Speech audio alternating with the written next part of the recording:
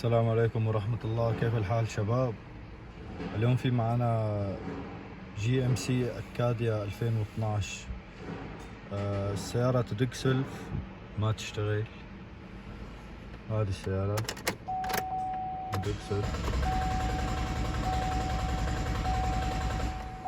ما اشتغل. فأول شي نروح لجهاز الفحص.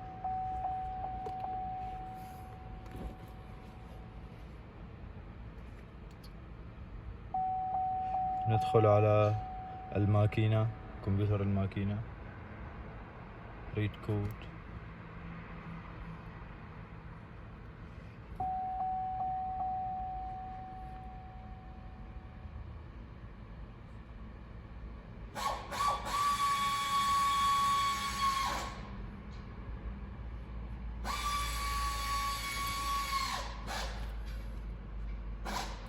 حساس الشقمان.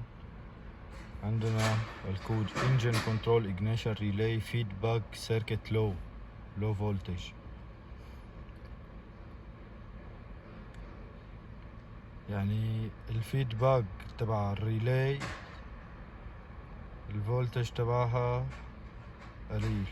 Ignition 1 switch circuit 2 dramatic pressure. نروح الحين على اللايف داتا حق الماكينة. انجن،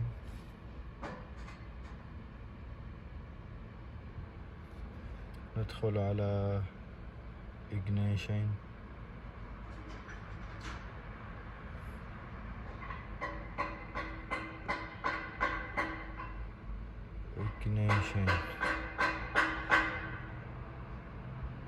مثل ما شايفين اخوان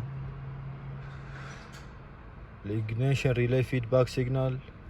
شوفوا كم 0.2. لازم تكون هذه الفولتج نفسه تبع هذه الاجنيشن 1 سيجنال. فاذا بنروح على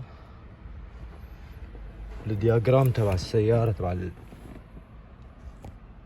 تبع الريلي هي، بنلاقي انه هذا الريلي بس تشتغل تجي على الفيوز اللي هو الاي سي ام 1 فيوز 20. بعدين بيطلع هذا الفيدباك، هذا خط الفيدباك، هذا الخط بيروح لكمبيوتر الماكينة اسمه IGN. فأول خطوة الحين بنشوفها،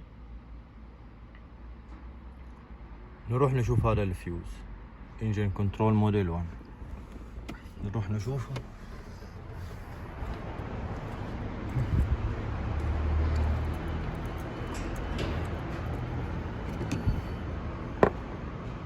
هذه علبة الفيوزات.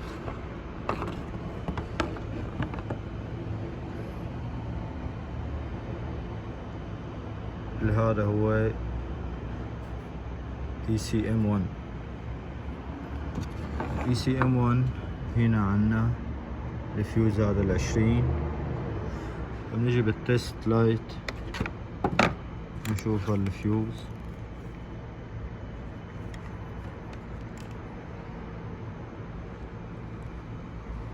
هنا التست لايت اشتغل. الجنب الثاني ما في.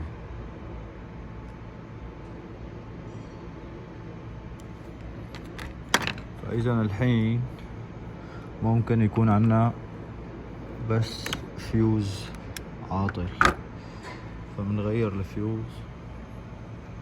هذا الفيوز محروق، حطوا فيوز ثاني يجرب. هو فيوز 20، انا حطيت 25 الحين ببدله بس لحتى القى فيوز 20. هذا جاء الحين بالجنبين.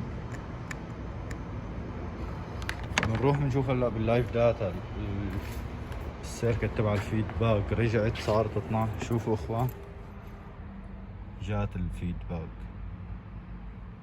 الان لو منشغل السيارة لازم حتشتغل. هذه السيارة اشتغل.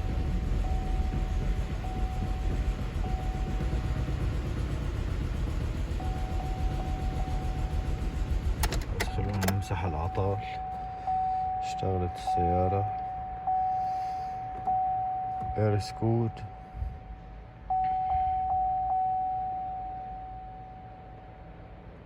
ترابل كود، ريد كود.